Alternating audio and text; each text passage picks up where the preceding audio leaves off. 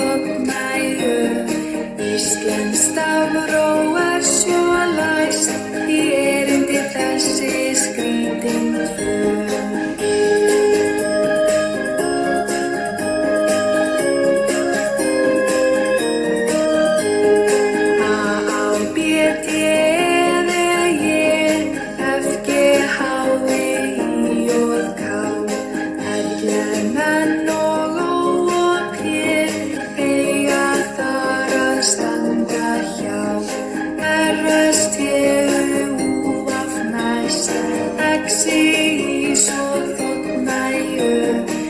Íslenskt stafró svo læst í erindi þessi skrítin tvö.